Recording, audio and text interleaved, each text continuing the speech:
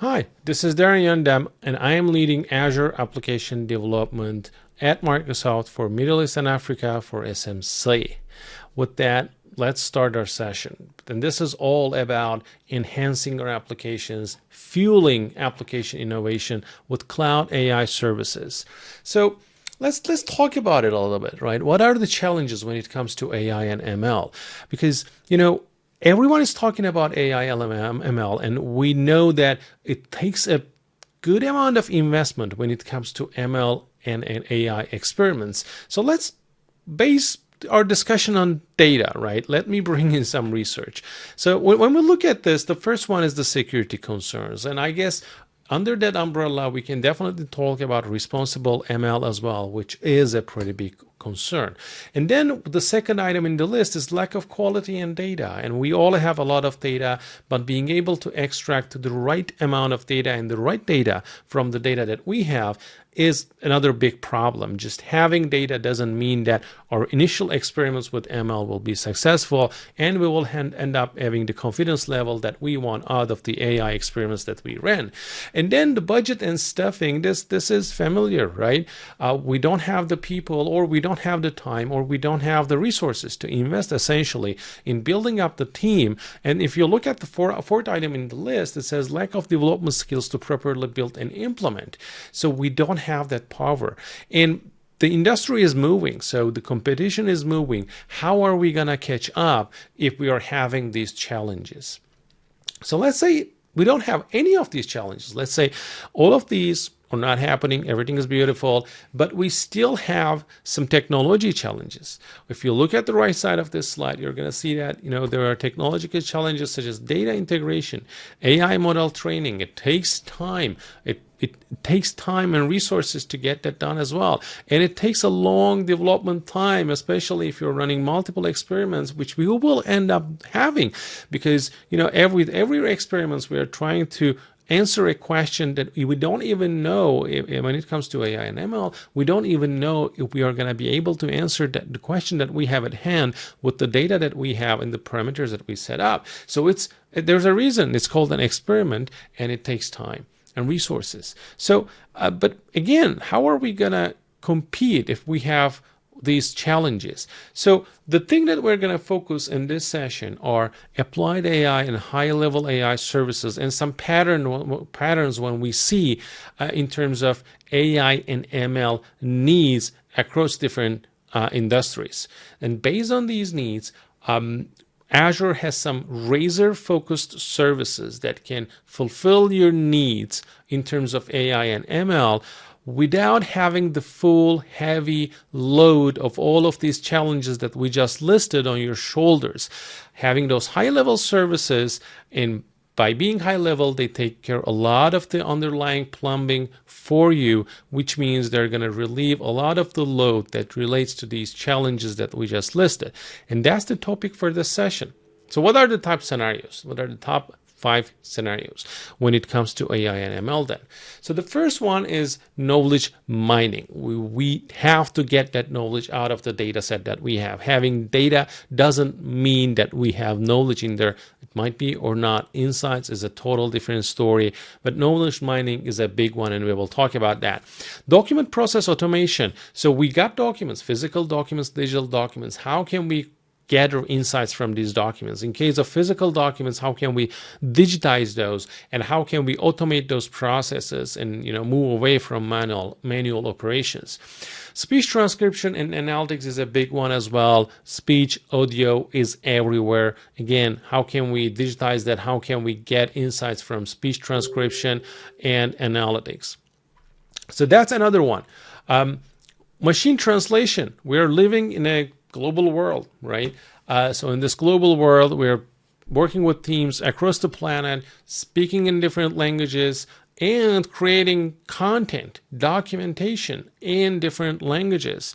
So how can we, make sure there's a smooth communication between, multiple teams and processes, Plus, when it comes to extracting insights from all of these documents and the data that we have, if the data is partitioned across multiple languages, how can we make sure we are gathering the insight from all of the data that we have and be able to leverage that data set that we have, right? So machine translation can really help with that. Finally, conversational AI. And when we say conversational AI, it's not about just chatbots. Conversational AI is about being able to use the ability of the machine to understand the intent of the user based on the text and then be able to react.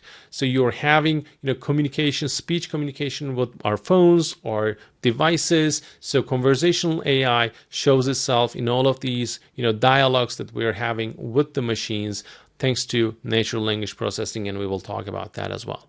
Let's start with our first workload, knowledge mining. So when it comes to knowledge mining, we did discuss a little bit briefly, augmenting the intelligence, use AI to be able to extract data from the full data set that we have, to mine that data and use AI to mine the data is the knowledge mining part of the AI ML workload. Being able to search the content that we have. And we actually have a pretty nice local example for this. AudioBurst is a company that works with audio, as the name suggests, right? And they have to look into the audio files that they have and be able to provide a rich search capability to their customers. So they start using Azure Media Services to process audio files, and then they go into Service Fabric to orchestrate the full, functionality and the full process. And then they go into LUIS, which is the language NLP, natural language processing service that Microsoft has, and that can do intent detection and entity extraction and more than that with the help of cognitive services. And finally, we got Azure Cognitive Search that comes with data enrichment functionalities, incorporating a lot of the AI functionality that we have in cognitive services, such as entity detection, location detection, and all that can be run against audio files thanks to this pipeline of services that can align and work together. So this is just one example. And moving on to our other workload, which was document process automation. So Forms Recognizer is the king of it. Azure Forms Recognizer can do OCR in various languages and then be able to extract those key value pairs out of the documents. It's not just digitization of the letters. It's being able to extract the structure of the document so that you can gather more insights and be able to structurally partition that data across different pipelines that you have. One example that we have and we have many examples, but this is one of the highlights that we have for today for this session. MR is running a loyalty program where they simply need to be able to scan receipts. Because you're giving your receipt as a customer, and that's part of the loyalty program. You can definitely do it manually, but what if you have millions of receipts? How are you going to do that? How fast can you do that? How much of it, work do you need to be a workload is that, right? Forms Recognizer can be trained to even scan custom documents. So MR is using Forms Recognizer to scan most of these receipts. There's still going to be a little bit of a manual work. And again, it goes back to the confidence level, right? If the confidence level too low, we can still step in, and MR is using that. So the other workload that we have is speech transcription and analytics, being able to translate different languages between them, being able to translate conversation and transcribe audio files into text so that we can further process the text with text analytics that is going to give us more insights about the speech itself. This can be recorded files, these can be call transcriptions.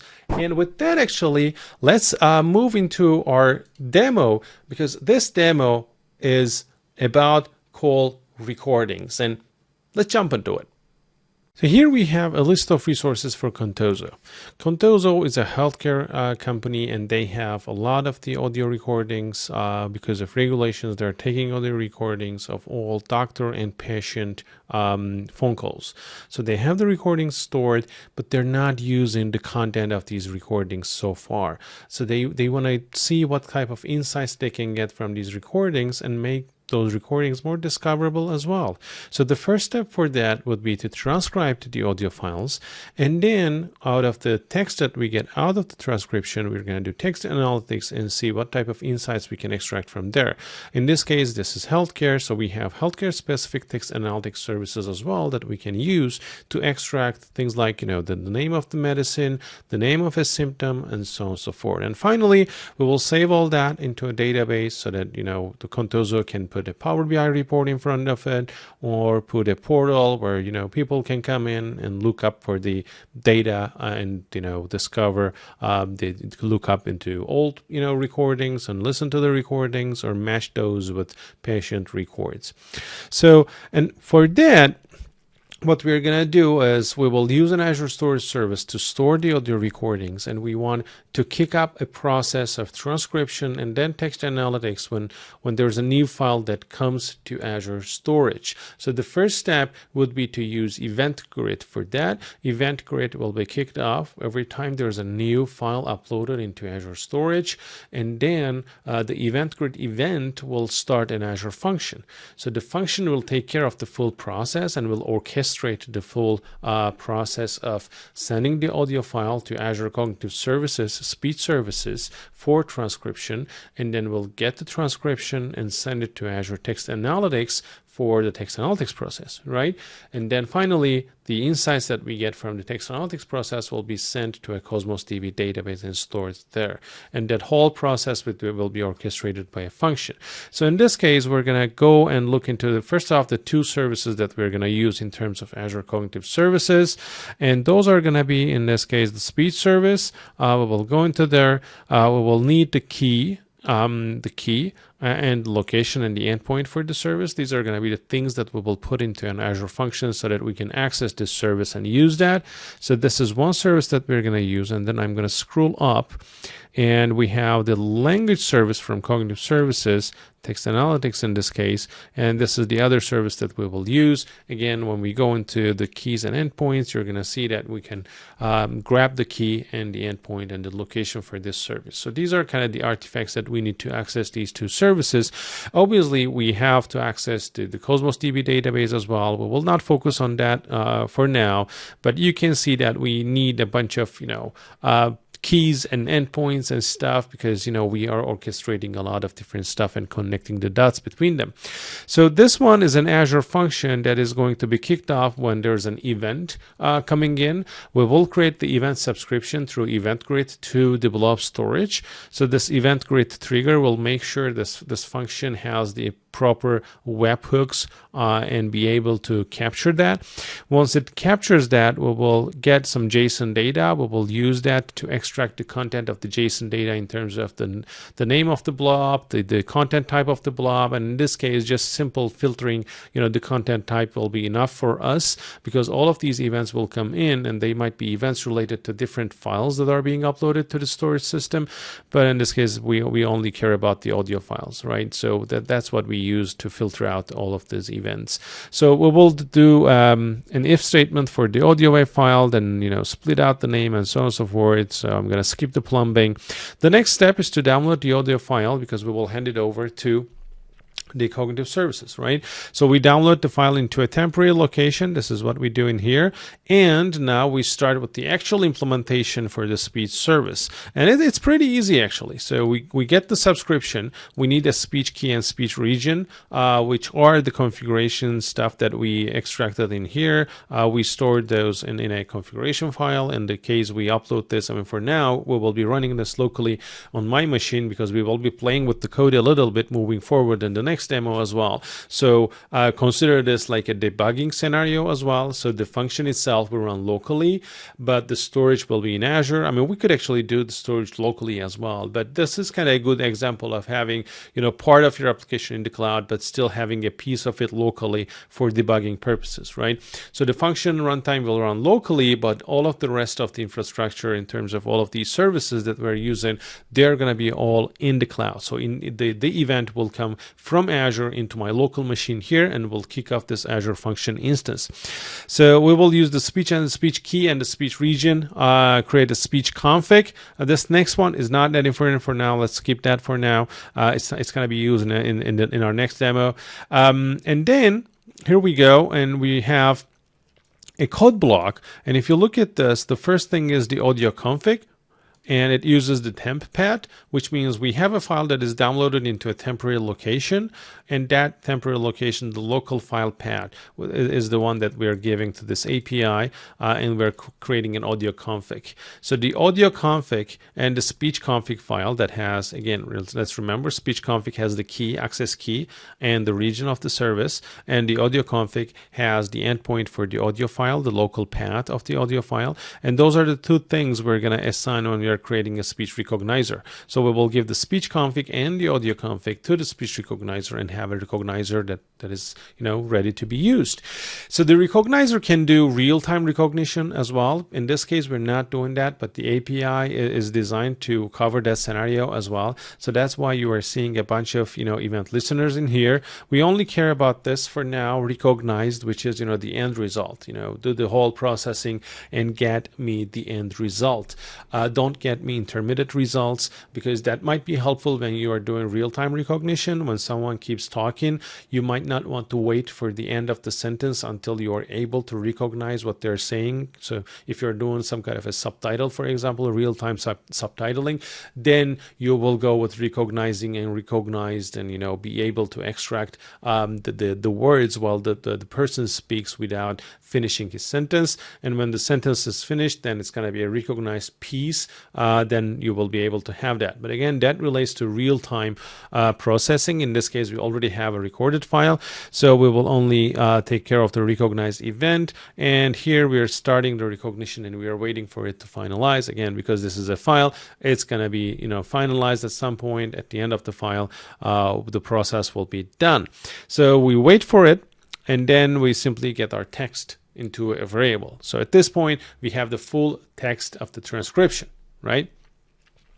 And the next step would be to do some kind of healthcare analytics in this case, text analytics. For text analytics, the concept is sending a bunch of documents to be analyzed. Because we're going, for every recording, we're executing this function for every recording separately. We will always have a single document, right? A single recording. So we still create a list having the transcribed text in it with a single item. Then we're creating the text analytics client object. This comes with the SDK with a NuGet package.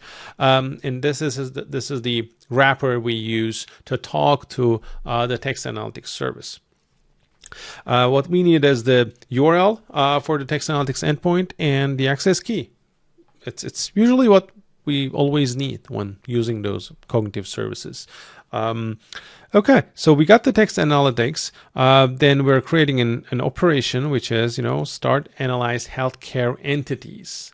So again, this is specific to healthcare, right? You can go with the generic one as well, or you can pick a domain, and there are multiple services, and there will be more in the future as well, right? So there will be more services focusing on specifically, different industries. So in this case, again, the list of documents that we have, the language of the documents, and that's pretty much it. So we send it, we wait for it, and we get the result. As you can tell, there's 2 or 3 lines of code that we need to send a list of documents and get back the results with a lot of stuff in it. So you will see what comes out of this when we run the code. There's going to be a list of entities with categories and stuff. We will look into that. So the rest of the function isn't our focus for this demo, but it's all about storing the output of the transcription plus the entities, the text analytics result into a Cosmos DB database to be used. Okay. So with that, we need to do some setup. Okay, so let me go to the first thing we need to do, and I have this running in the background. Okay, I have ngrok locally running. This is because, again, this is running locally, and Event Grid from Azure has to have it has it needs to be able to reach out to my system, right? It is going to send an event to my local system, locally running Azure function. So when I run the Azure function locally right now, you're going to see that it's going to have an endpoint. And let me bring that window down here. So, okay. Okay, right now it's waiting for events to come in. And that endpoint is actually here up there. So this is the webhook endpoint that is exposed by the Azure Functions runtime. So obviously in this case, because this is local, it's on localhost 7071, and there is no way for Azure to access that localhost 7071 and send an event there. So that's why I'm using ngrok to, create a bridge into the public cloud so that, a request can come into my machine. So this is going to be the endpoint that we will use. And let me see, I guess I already have that somewhere in here, or let's do this. Let me bring in a notepad. Okay. So I'll make that maybe a little bit smaller. So this is the root, and where we're gonna go, where we want to go is this one. So I'm gonna put that, come back, notepad. Okay, here we go. So I'm gonna need to replace this part. Cool, and the function name is audio processing. Okay, so this is the actual endpoint where events are supposed to send, right? So now we will go into the portal. Oops. Okay. We will find our storage account. Where is that? Storage account. Okay, so this is the storage account where the audio recordings will be uploaded, and we will start creating an event grid subscription. So I'm going to say plus event subscription. We will give this the name, document processing. It's going to use the event grid schema. I will leave that as is. We will need to give a topic name, documents. And the events that we want to capture are going to be simply blob created. We don't care about blob deleted as well. Every time there's a new blob created, we want to know about that. We want to be aware of it. So I will scroll down, endpoint type. Okay, so we're not going to select Azure function right now, because when we do that, it's going to list out all of the Azure functions that are deployed to my subscription. Actually, that is pretty helpful, to be honest. When I go in here, you're going to see that, it's going to list my audio processing and claims processing, just because those are deployed to Azure as well. But in this case, I don't want to use the one that I've deployed in Azure. I want to use the one that I have locally on my machine. So instead, I'm going to go with a more generic approach and say webhooks. And I'm going to say select endpoint and pass the endpoint URL that I just created.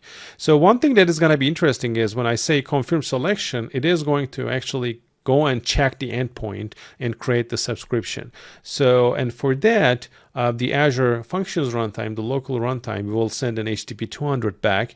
We can actually see that here on ngrok. So for now, we got 200 okay. We don't have a timestamp. So this, let's say this is the old one. Okay, 3 errors and 1 successful. So when I click confirm selection, most probably we're going to see another one. If everything works really nicely, this should work. Did it? Or should I? Okay, let me click on create and see if that. Interesting.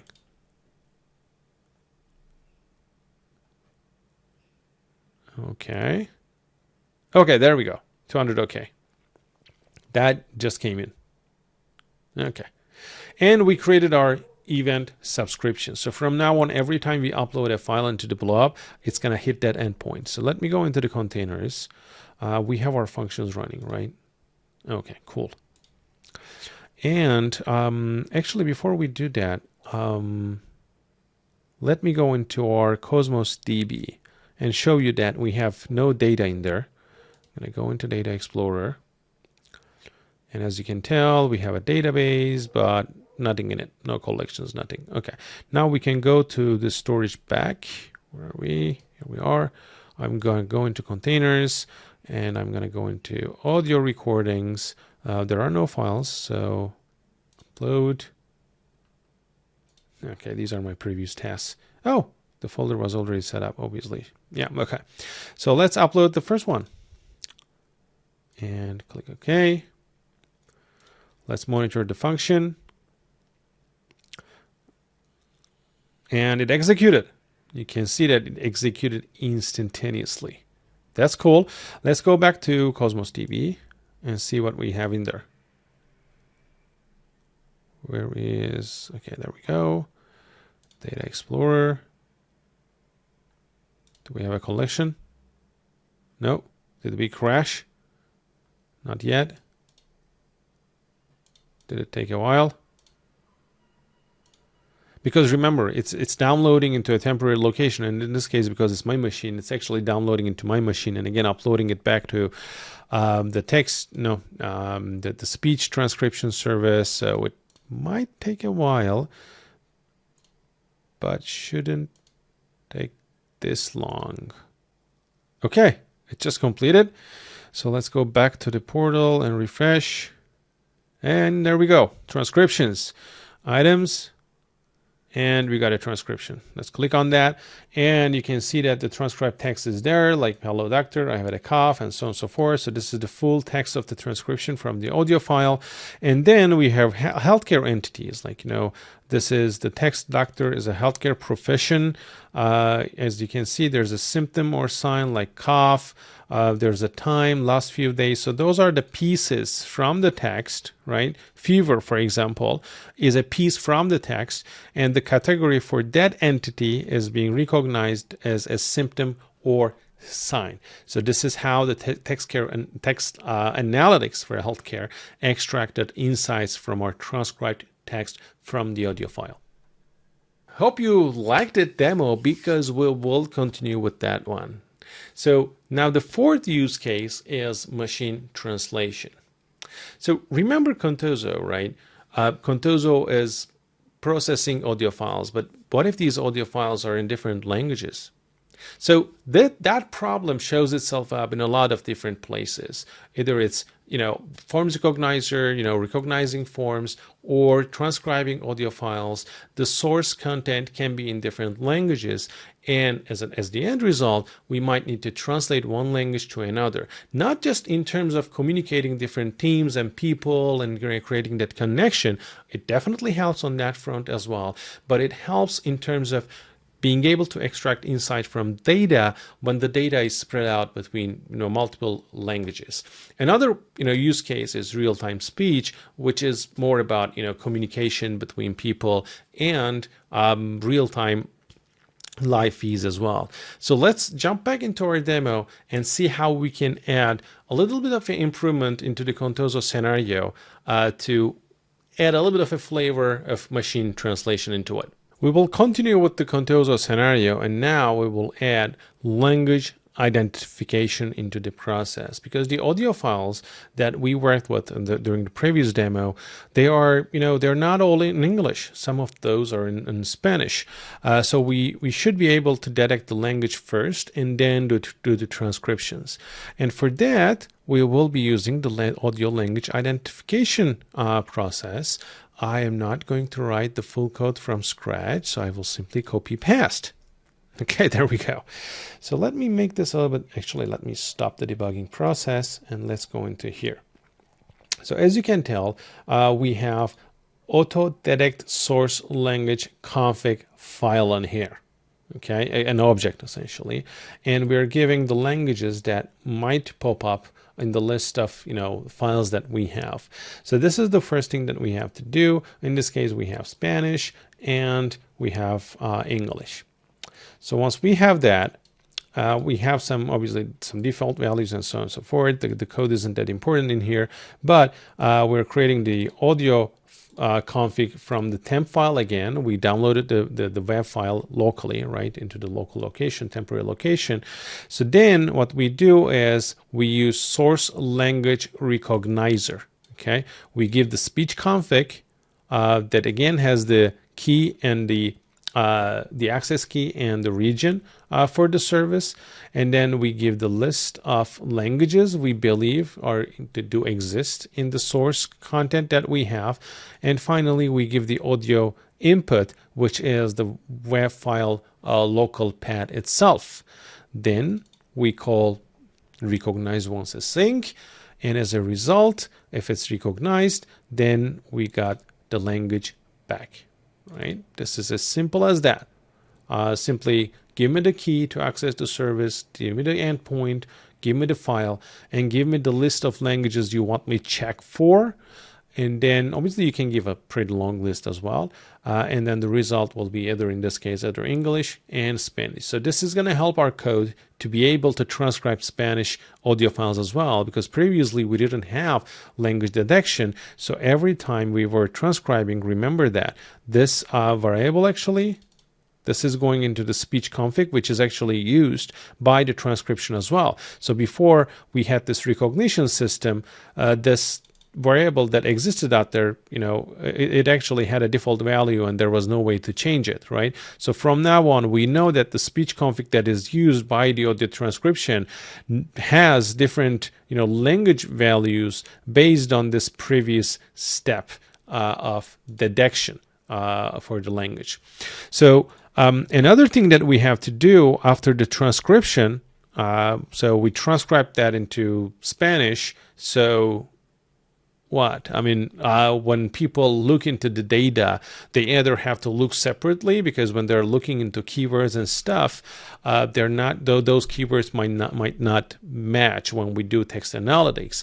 The language difference can create a separation in the data set as well. If they're going to look for insights separately, then that's fine.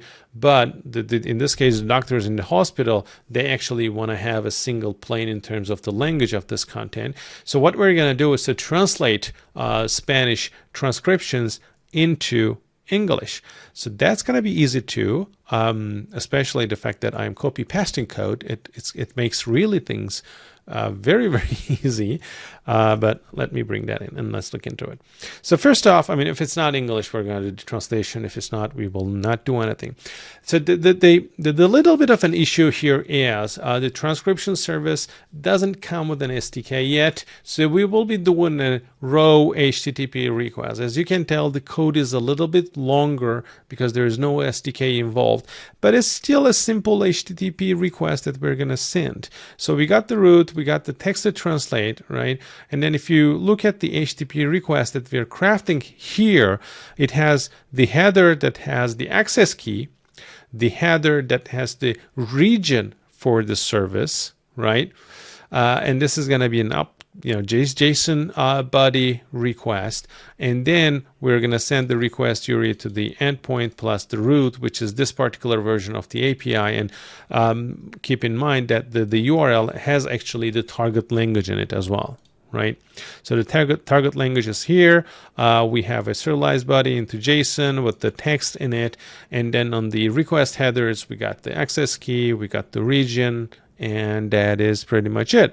And then we send the HTTP request, we wait for the body, we deserialize the body, and you can actually send multiple, you can actually have multiple translations of the single text. That is why there's a first order default in here. You actually get an array back. We could have said, hey, translate this to English, to French, to German, and so on and so forth. In one request, we can actually have multiple translations happening.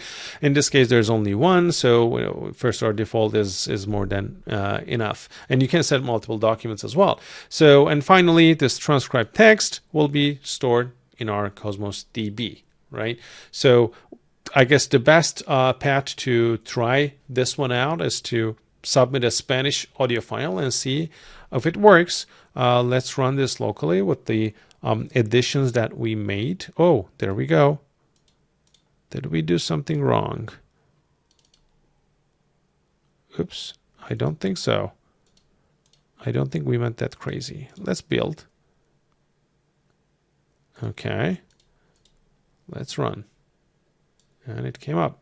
I don't know what went wrong. It works. Okay. So let's go to, first off, let's go to our files, I would say. This file, I know that it's Spanish. Let me give that a try. He tenido tos durante los últimos. Yes, it's Spanish. And let's go to the portal. Okay. We'll go back to the storage account. And containers. Audio recording. Upload new file. Select that. This one was the one, right? Yep. Okay. And upload. So it executed, upload completed. We might need to wait a little bit. Meanwhile, we can go back to our Cosmos DB to see how the data is going to show up. So the collections are still here. Oops. Going to there. Oh, it already happened. Cool. So let's look into that. Okay. This is not what we are looking for. I assume there's going to be another one. Yes, it still says executing. So that's not the one that we are looking for. Let's wait for it. Again, remember that the fact that this is going slow is because we're running the local, the functions locally on my machine, and the rest of the services are in Azure. So there's a lot of round trips happening, and with all these round trips, we're actually carrying a 10 meg file, uploading and downloading and so on and so forth. So that's one of the reasons things are a little bit slow, because of my local connection in here. And there we go, processing completed. So let's refresh. And we got another one. Yes, this one, Martha Noella. And if you look at the transcription, it's in English. And the healthcare entities are in English as well, which is what we really wanted. We wanted the ability to be able to look at the full data set in terms of the entities recognized out of it without being worried about, different translations of different entities. So it worked pretty nice. Final workload, final use case, conversational AI. And we will jump straight into a demo where we will build a full-blown boat incorporating, data mining, knowledge mining. We are going to create a KB, and then we will go and incorporate NLP, do intent detection, and finally host a chatbot that we can connect to multiple interfaces and multiple channels. So when it comes to customer service assistance, or you can think of simply language understanding, these services are going to help you a lot. Let's jump into the demo and see what we have. Q&A Maker is one of these services that makes creating conversational AI experiences smooth and very easy. So we're on QAMaker.ai website. I'm going to log into the website. And this is going to work together with our Azure subscription. So I'm going to select my identity that I use to log into my Azure subscription as well. And when this website comes up, you're going to see that there are no knowledge bases at all. So this is a brand new account that I have in here. So the first thing I'm going to do is to click on this create a knowledge base link. And the first step for that will be to create a Q&A service in Azure. And when I click on it, it's going to open up the Azure portal on a separate tab. And I have to go and create a service that is going to be used by the Q&A Maker website to create the bot for us. So that's kind of the first step. So for this one, I'm going to select my resource group in here, give it a name, sample boat. Actually, let's make it DRN sample boat. Okay. Pricing tier, I will go with the free tier for now, just for testing. We are going to deploy to East US. The Q&A Maker behind the scenes, it's going to use an Azure Cognitive Search.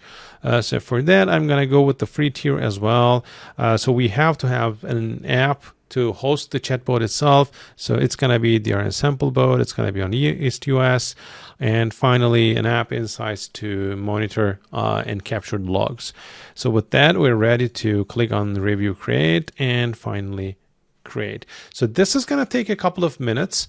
And then we will go back when we're ready, when that process completes, we will go back to QAMaker.ai and follow the second step. And you can see the deployment has already started. Let's wait for it to finish and then we will continue. Okay, deployment completed. Let's go back to Q&A Maker. Meanwhile, let's click on go to resource. And let's go back here, refresh. And this website now will show the Q&A Maker service that we created in our subscription so that we can pick that. So I'm going to pick the right subscription that I have. Then select the sample bot that I just created. And finally, the language for our bot. I'm going to pick English for this one. Okay. So we will give our KB knowledge base a name, sample KB. And now it's time to populate the knowledge base. In order to populate the knowledge base, you can give links to websites, right? Ideally, websites where you, for example, have a company website where you have question and answers, because what the system is going to try to do is to crowd and try to make sense of it in terms of capturing questions and answers, and based on that, the NLP engine that we have in the background will try to identify the intent of a chatbot discussion dialogue, right? When the user writes or asks a question, it is going to try to understand the intent of the user, try to match it to the question list that we have in the KB articles, and then it is going to provide the matching answer to the user. So a question and answer list, wherever it is, wherever it can be captured, either a website or a Word document. In my case, I will be using a Word document, and let me show that to you. It's going to be some questions about bot framework. Like this is the Word document that I will be using. Some questions about the bot framework and the chatbots and so on and so forth, and some answers around that. So I will be using this Word document as the source of our knowledge base in here. So let me click on Add File, go here, select the Word document, and we're done. So Chit Chat actually is an additional pre-built list of questions and answers, and it adds the capability of having a decent dialogue with the user without relying on the knowledge base itself, but being able to say, to respond to a greeting, right? That's part of the chit chat. I'm going to select professional for the tone of the chit chat, and finally I will click on create your KB. And here we are. Okay, there we go. So this first question, why did Microsoft develop the bot framework? And the answer for that is captured from the Word document. And when I scroll down, you're going to see more questions. So I guess the first thing we can do is to test out, right? So let's say hi and wait for the answer. Oh, it says hello. Okay, cool. So let's use one of the questions that we already have in the database, right? Why did Microsoft develop the bot framework? So this should be easy, right? Because this is exactly the question that we have, and we got the answer for that. So what if I ask the question in a different way? Why? Actually, I'm going to do a little bit tricky. Why did Microsoft build the bot? I'm pushing my chances here, but a bot framework. Okay, let's see. We got the same answer, which is beautiful.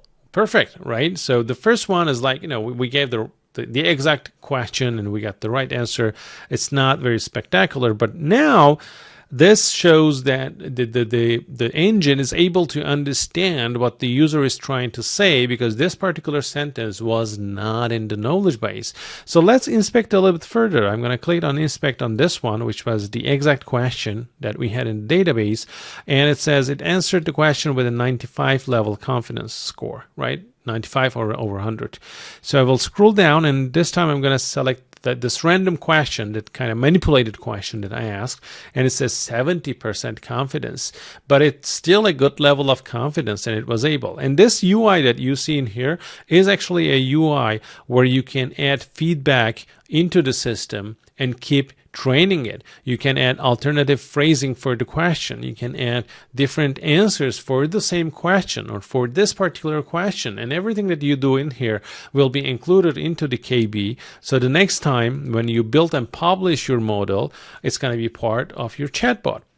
And with that, actually, the next step is to publish, right? And I'm going to click publish, which will publish my model. I mean, so far we did testing, but we have to publish this so that we can open up to the rest of the world, right? And we're going to say publish.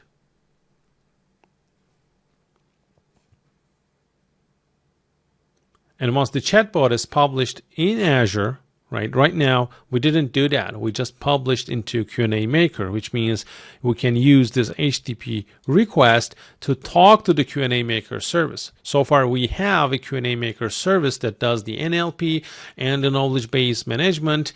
And this might be all that you need if you're going to implement these APIs in a mobile app or something. But if you want to have an additional layer on top of that and have a chatbot app, that can connect to different platforms such as WhatsApp, Telegram, and Teams, right? Then what we're gonna do is to create a bot, because right now we don't necessarily have a bot. We only have an NLP system that can understand and do intent detection and then provide some answers. But in order to have a full-blown chatbot, we are gonna click on this button, and this is going to redirect us into the Azure portal where we will be deploying a bot app in Azure.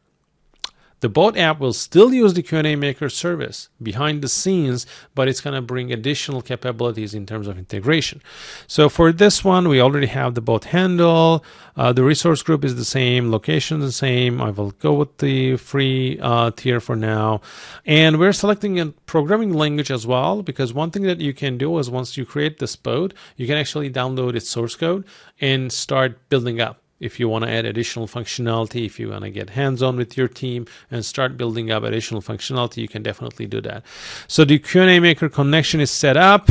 For this one, I'm not going to have an application insights separately. So for now, I will simply click create to get things running and see our Q&A Maker in action in an actual chatbot. Deployment completed. Let's click on go to resource. This is going to take us into our bot.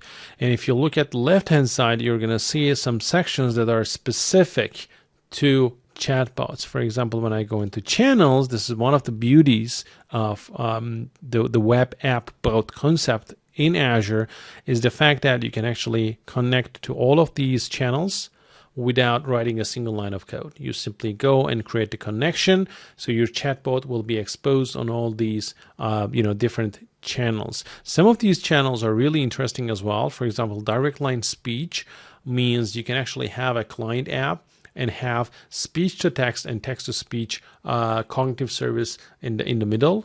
And then someone on the phone, for example, can actually talk. So the voice will be real-time transcribed and sent to your chatbot, and the answer will be converted into voice and played back on the phone. So that's what the direct line of speech does. So those are pretty interesting, and there's a list of different channels. The one that comes by default is the web chat, and we can definitely go in there and see that this is actually something, and an iframe actually that we can copy paste into our HTML page and expose the chatbot to the world pretty easily. So I will go into the test section here. This is going to get us a chat session. The first kick will take a while because this was a cold start. So it says hello. I'm going to say hi. How are you doing? Let's prove that the chit chat works. How are you doing? Great, thanks. Who are you? This is one of the, I don't have a name. Okay, cool. So why did Microsoft build, this is a weird discussion dialogue, both framework. Let's prove that the KB is in there, and it is in there. Pretty nice. So this is exactly the experience that everyone will have once we connect all of our channels and start getting our bot out there. And this is currently in a scalable infrastructure where we can serve hundreds of thousands of people through our chatbot. Cool. So thanks for staying this long with me. Here are a couple of resources I wanted to share. Microsoft Rapid Innovation Hub It has beautiful examples there. There's even some source code in there that you can grab if you want to run a POC. I strongly suggest taking a look at it. Microsoft Learn for AI engineers, that's a learning path. If you want to start from the beginning and go to the end, keep progressing step by step, and you're looking for some hands-on guidance, then that's the place to go. And finally, AI-led business process automation workshop is actually a full workshop content hosted on GitHub. It's totally open source. And if you really like the Contoso scenario, that's the scenario. That's a larger version of that scenario that you will have the chance to experience hands-on. There's a 4-hour-long workshop that you can do yourself in your own Azure subscription, step by step, and you're going to see the Contoso scenario in there showing up. With that, thank you for staying this far. Feel free to submit your questions in the Q&A window. And if you have more questions after the session as well, you can always reach out to me on Twitter. My alias is Daryandam. Find me, shoot me your questions, and I will try my best to help you out. Thank you, and enjoy the rest of the day.